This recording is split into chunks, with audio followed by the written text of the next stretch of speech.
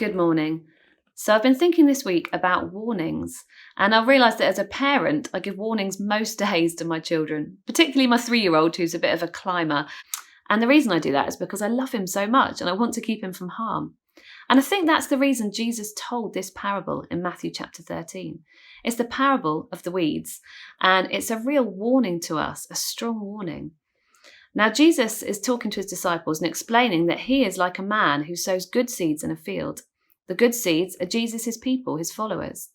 And then, while he's sleeping, Satan, or the enemy, comes along and sows weeds amongst the wheat.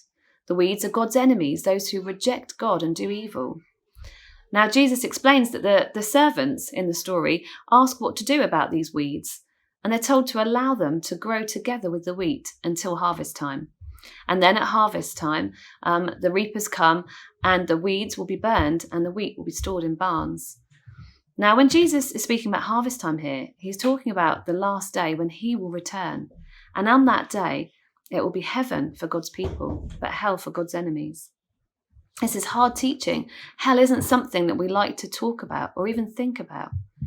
But actually, Jesus spoke about hell more than anyone else in the Bible.